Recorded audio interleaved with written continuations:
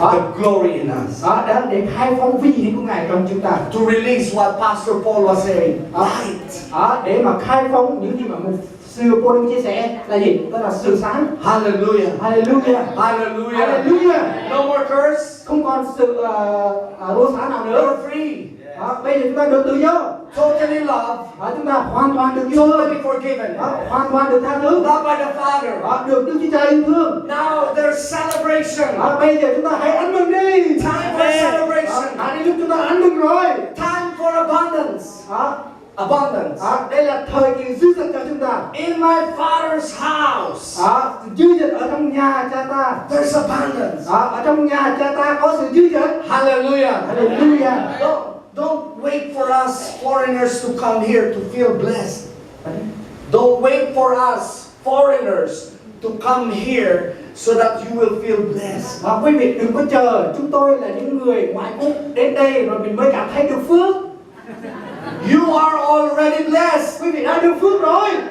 Whether we come here dù chúng tôi có đến đây or not, hay không, your blessing, cái phước hạnh của quý vị comes from above. là đến từ trên. Your identity, danh tính của quý vị comes from Him. đến từ nơi Ngài. It's not how many foreigners come here, Có bao nhiêu người ngoại quốc đến đây, and then you feel, oh, I feel good. thì lúc đó mới quý vị cảm thấy quá sung sướng quá, không phải. My ministry is global now. Global ministry. Bây giờ chức vụ của chúng tôi là chức vụ World. chức vụ toàn cầu. Whether your ministry is in the tribe, Dù chức vụ sự ở việc Chúa của quý or vị a ở house nơi church, house church, ở tại tư gia hay là ở tại few individuals, dân tộc thiểu số hay là với một số or in người university, hay là ở trong cái trường đại học, heaven is open. thì thiên đàng All of heaven is celebrating. và cả thiên đàng đang ăn mừng. That's the beloved Son of the Father. Đó là cái người con trai yêu dấu của Cha. Hallelujah. Hallelujah. Hallelujah. Hallelujah. But there's another picture here, the older brother, and I'll be quick here. Và có một cái hình ảnh khác nói về cái người anh cả, tôi sẽ nói nhanh cái phần này. He doesn't want to join the celebration. Cái người anh cả không muốn đi dự đám tiệc. Why? Tại sao? He was mad. Anh ta tức đi lên. Why would the father, receive that rebellious son? Thế tại sao ông già lại nhận cái đứa em hư hỏng kia như vậy? He was mad. Anh ta tức đi lên. The father went out of the house. Cái người cha đi ra khỏi nhà. And he said, that son of yours, Cái anh ta đi ra khỏi nhà và he nói wasted everything. nói là cái người con út của cha đó đã lãng phí tất cả mọi I've been here, con thì ở đây từ trước tới giờ slaving myself. con cật lực tố mồ kê làm việc cho cha. Take note. Quý vị hãy lưu ý này. He did not even see himself as a son. Người anh cả đó, thậm chí không có coi mình là một cái người con He trai. said, I've been slaving myself. Cái người này nói là con đã làm đầy tớ cật lực làm việc từ trước cho đến bây giờ. And he said, you didn't even give me a thin goat. Và anh ta nói là ngay cả một con dê gầy con chỉ còn mấy cục xương của Chúa cha cũng không cho con, là sao? You gave him the fattened calf. Còn cái thằng hư hỏng kia thì cha bắt nguyên một con bò mập làm thịt cho nó. You did not give me a thin dying goat. Một con dê sắp chết chỉ còn trơ xương thôi mà cha cũng không cho con. Sometimes this could be a picture of some of the leaders and pastors, Đôi khi đây là cái hình ảnh về một số mục sư hay là lãnh đạo or Christians. hay là tất cả những When cái God is doing something with somebody, khi mà Chúa làm cái điều gì đó với một anh em nào đó we are offended. thì chúng ta bị vấp phải. We're mad. I have fasted. Mình đã thi ngăn mà. I have prayed. Mình đã cầu nguyện mà. Why don't I get the blessing? Tại sao mình không có nhận được phước hạnh gì hết vậy? That one? Ông kia And he only came to know the Lord for less than a month. mới tin Chúa chưa được tháng nữa. He's being promoted. Thêm mà được cất nhắc lên. He prays for a dead person, and that person rise from the Cầu nguyện cho cái người chết rồi mà được sống lại là sao? I'm here working and I don't have the blessing. Tôi ở đây tôi hầu việc Chúa ngày lẫn đêm mà chẳng được phước gì cả.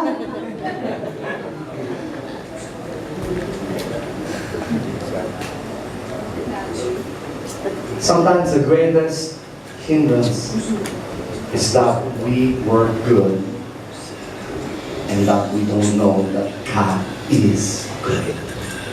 Đôi khi đó cái sự ngăn trở lớn nhất đó là gì? Chúng ta thì tốt theo cái nhìn của chúng ta, nhưng mà chúng ta không biết rằng Đức Chúa Trời chúng ta làm rất tốt lành. You know the reason why the son, the older brother, could not see the father as the good father. Lý do tại sao cái người anh cả đó không nhìn thấy được cái người cha tốt lành của mình? Yes, everything he saw was what he was doing. Bởi vì sao anh ta chỉ tập trung vào cái việc anh ta đang làm cái gì? Tất cả chỉ có thế. I'm a slave. Ôi, cha ơi, trước giờ con làm nô lệ cho cha. I work hard there. Con làm việc siêng năng. I should be blessed. Đáng lẽ là con mới là người được phước. And the father in that story, Và cái người cha trong câu chuyện đó, just like he reached out to the rebellious son, khi mà ông vừa tới chỗ cái người con trai từng nổi loạn, he reached out to his religious son. Và cùng lúc đó cái người cha lại chỗ cái người con trai theo tôn giáo của mình. He said, my son, Người cha mà nói hỡi con, as if he was reminding him, you're not a slave, you're my son.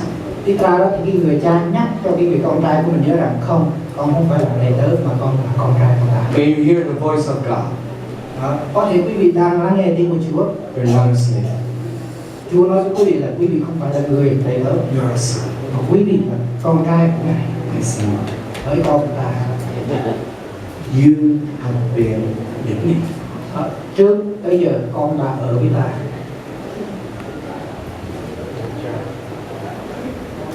How many of us, as pastors, were busy doing ministry? Có bao nhiêu người trong chúng ta đúng không? Ở trong chức vụ mục sư chúng ta bận rộn làm rất là nhiều công việc.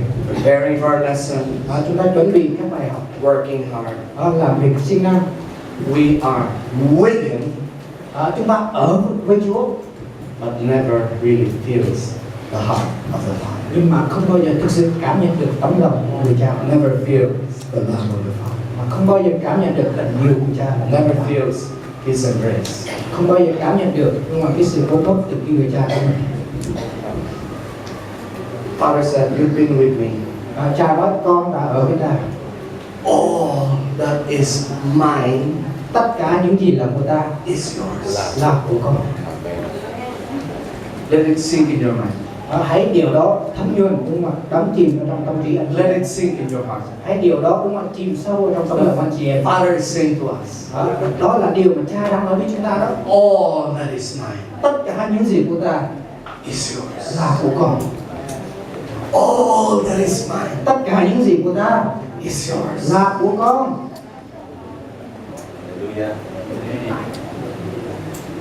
Vietnam can't be changed by slaves.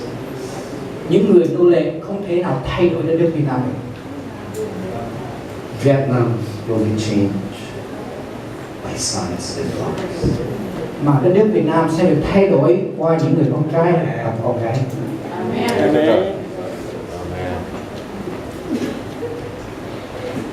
Amen. Amen. Amen. You have the rope, Quý vị có áo choàng, you have the ring. quý vị có nhẫn, You have sandals. quý vị có giày. You're not walking alone. Quý vị không bước đi một mình đâu. God made a covenant with you. Đức Chúa Trời đã lập giao ước với quý vị. Jesus died for you. Chúa Giêsu đã chịu chết vì quý vị. Now it's the season for celebration. Đây là thì giờ để chúng ta ăn mừng.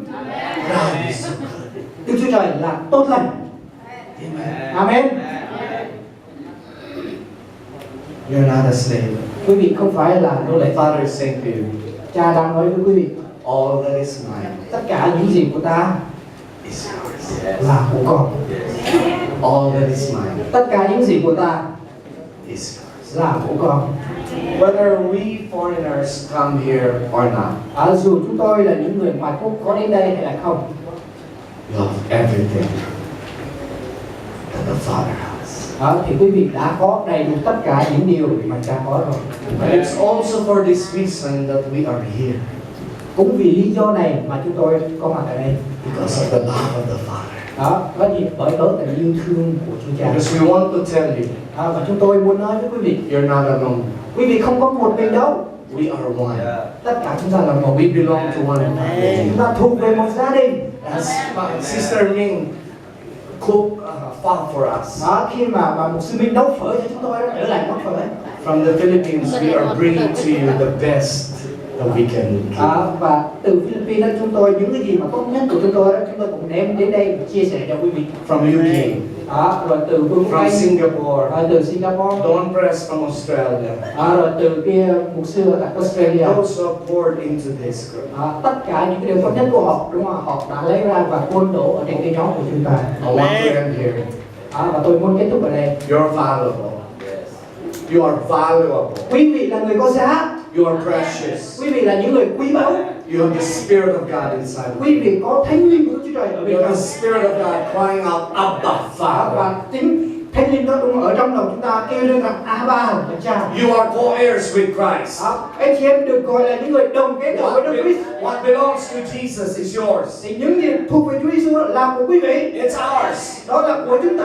Hallelujah. Hallelujah. You have the robe. Quý vị có áo choàng. You have His favor. Quý vị có ân huệ của Ngài. You have His blessing. Quý vị có phước hạnh của You Ngài. have the Father's identity. Quý vị có danh tánh của Cha. You have the ring. Quý vị có nhẫn. You have Quý authority. vị có thẩm quyền. When you pray, Khi quý vị cầu nguyện, the power of God is released. thì quyền năng Đức Chúa Trời được khai The phóng ra. kingdom of God comes. Thì vương quốc Đức Chúa Trời You đến. have sandals on your feet. Quý vị ở dưới chân đó mang giày. You're not walking alone. Quý vị không có đi một mình. Wherever you go, that place is blessed. Bất cứ nơi nào mà quý vị đi đến thì nơi đó được phước. Because you represent heaven. Bởi vì quý vị đại diện cho thiên đàng. You represent the Father. Quý vị đại diện cho Cha. You're in the time of celebration. Quý vị đang ở trong thời kỳ ăn mừng. It's time for abundance. Ở trong thời kỳ dư dật. The rain is coming. Cơn mưa của Chúa đang đến. God is releasing rain of blessing over you. Đức Chúa Trời Ngài đang khai phóng cơn mưa phước lành ở trên quý Over vị. your ministry. Tất cả các chức vụ của quý vị. Over your household. Trên chức vụ của quý vị và Over your children. trên con cái quý vị. The world, the community around you will see it. The community around you will see it. Và cộng đồng xung quanh quý vị sẽ nhìn thấy cái điều đó. That the Father is upon you. Thấy rằng Đức Chúa Trời là Cha đang ở trên quý vị. Come on, let's give a hand to the Lord. Chúng ta hãy vỗ tay. Shall we all stand up Xin mời quý vị chúng ta đồng đứng lên. as we close? Khi chúng ta kết thúc, Can just 2 by 2, I want you to release a blessing to one another. chúng ta sẽ bắt gặp với nhau và chúng ta sẽ cầu nguyện và khai phóng phước hạnh của Chúa cho. Pray for that person, say, you have the robe, you have the ring, you have the sandals.